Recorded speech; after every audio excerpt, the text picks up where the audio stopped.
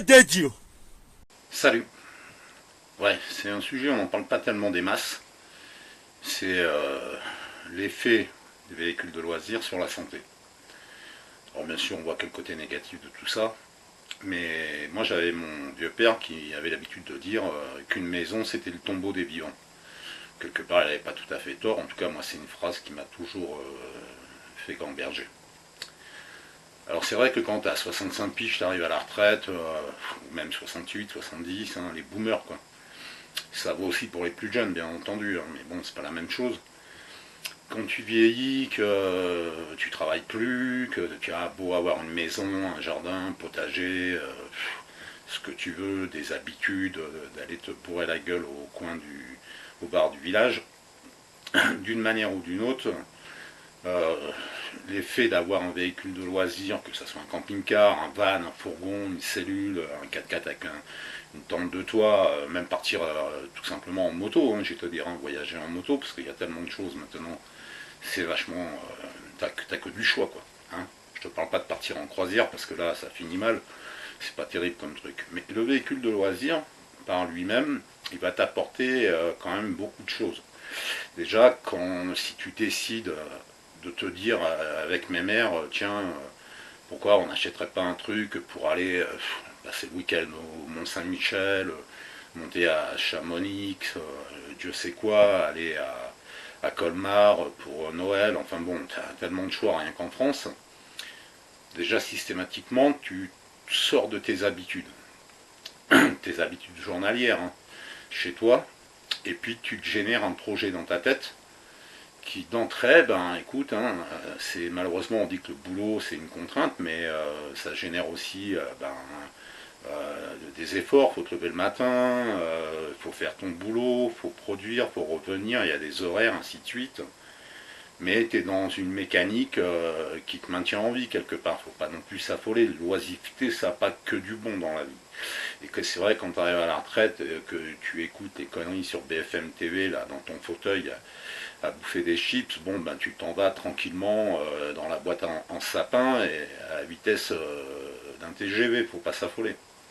Donc à partir du moment où tu dis tiens on va acheter un véhicule pour profiter, tu as un projet, ce qui te pousse systématiquement déjà à renouer le dialogue avec ton épouse ou avec la personne avec qui tu vis, parce qu'avec les années, ben, on a l'impression de se comprendre, surtout on se supporte plus plutôt, ouais.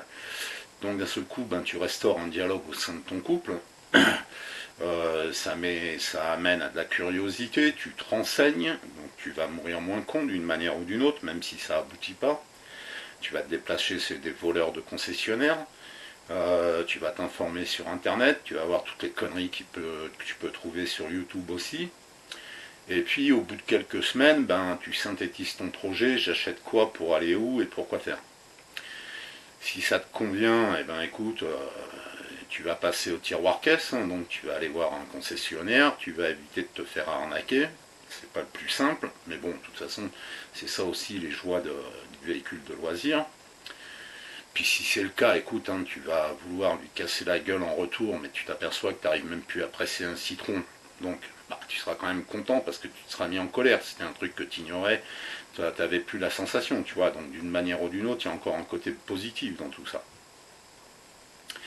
Une fois que tu as acheté ton véhicule, déjà il est dans ton jardin ou dans ton garage, en tout cas il est à proximité de chez toi. À chaque fois quand tu sors le matin, tu te dis putain j'ai quand même un truc pour m'échapper. Donc ça donne du bien-être. Tu te sens mieux quoi. Tu te sens pas écrasé par toutes tes habitudes du quotidien ou ce que tu peux entendre. Ou tu te dis tiens s'il y en a un qui me fait chier, si j'arrive plus à supporter mon compte voisin.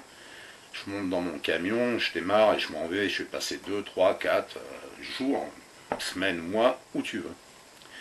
Donc ça, c'est un bienfait sur la santé aussi, indirectement, c'est comme ça. Que ça plaise ou que ça plaise pas, ça joue là-dessus. Ce qui est bien aussi, c'est que quand tu as le véhicule, après tu te dis ben, on va où. Donc avec ta moitié, tu commences à étudier les cartes, tu vas sur Maps, tu te dis tiens, on va aller visiter ça, ça a l'air d'être joli, ça va nous permettre d'aller déguster de la bonne bouffe dans tous les coins de France et de Navarre, parce que Dieu sait que dans ce beau pays, il y a quand même de quoi faire. Si tu as envie d'aller faire un tour en Italie, ou au Maroc, ou ailleurs, ou au Portugal, en Espagne, tu iras aussi. Mais en attendant, tu développes encore une fois de la curiosité. Tu vas essayer de goûter à des saveurs un peu meilleures. Et puis, tu essayes en même temps, avec ta moitié, de la convertir le plus possible à une passion que vous avez pu faire en commun ou pas, quoi. Parce qu'il y a des gens qui vont te dire non, mais moi, ça, jamais de la vie. Puis une fois que tu y as goûté, c'est comme la sodomie. Qu'est-ce que tu veux que je te dise? Non, je vais pas mettre ça parce que je vais me faire insulter. Mais qu'est-ce qu'il est con. Où j'en étais?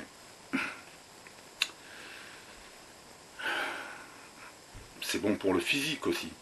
Parce que mine de rien, bon ben écoute, hein, tu vas avoir l'impression de refaire de la musculation, parce qu'il va falloir que tu sortes la boîte à brin, que tu fasses le plein d'eau, que tu te baisses pour enlever les cales de ton camion.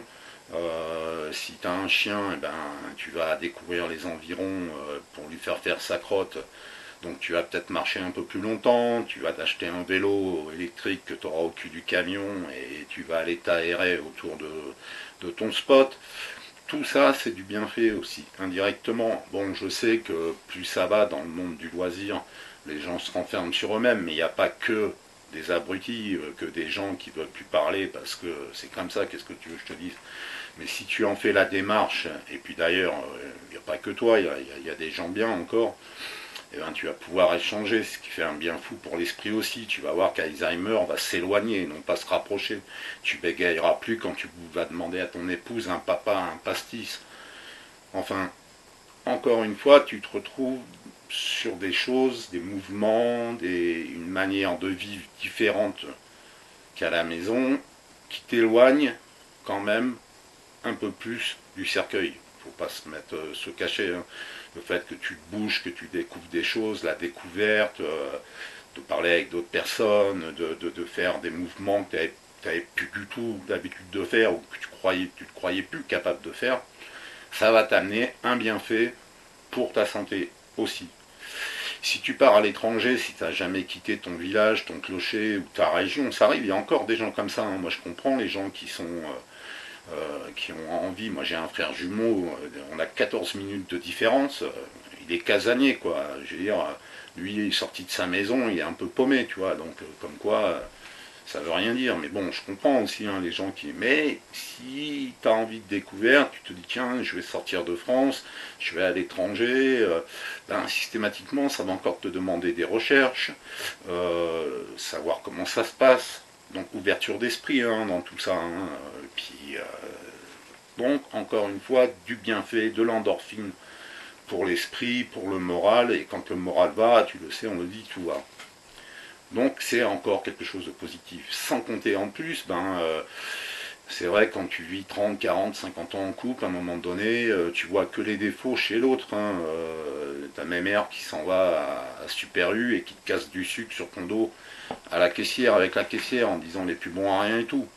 Malheureusement, quand elle s'aperçoit, ou heureusement, elle s'aperçoit que tu es encore capable de conduire un véhicule de 5, 6, 7 mètres avec de l'encombrement, et ben, elle se dit, bon, ben, il en a encore un petit peu en réserve, le vieux, là. Donc, elle commence à se dire qu'après tout, il n'est pas si mauvais que ça, Pépère. Donc, encore un bénéfice. Et puis, on renoue avec les engueulades dues au GPS qui va t'emmener à droite ou à gauche alors que c'était pas prévu.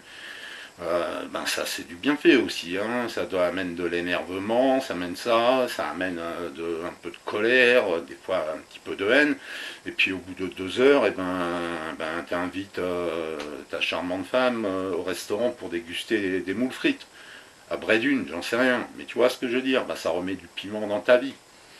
Enfin, il y a énormément de choses comme ça bénéfiques. Alors je te parle pas de la découverte du matin quand tu as mis le contact, et que tu t'en vas sur des routes où tu n'as jamais foutu les pieds, ça peut être à 100 bornes de chez toi, bon ça fait peut-être un peu de shorty, mais à 200-300 km de chez toi, tu vas découvrir des paysages, des chemins, Voilà, c'est la découverte, ça te saute aux yeux et tout, et puis tu sens, tu te dis putain c'est le top quoi, au moins j'aurais vu tout ça, et puis tu te dis putain mais le lendemain j'ai encore envie de ma dose. C'est humain, c'est logique, qu'est-ce que tu veux que je te dise? Et c'est encore un bienfait. En fin de compte, faut pas en parler parce que sans ça, on est mal vu, mais on parle toujours des aspects négatifs dans la vie, quelles que soient les choses. Hein. Je dis pas qu'une maison c'est pas quelque chose de bien en soi, mais c'est vrai que bon, tu te laisses glisser tranquillement quand même. Hein, je sais pas, les habitudes, c'est pas bon pour le moral, quoi.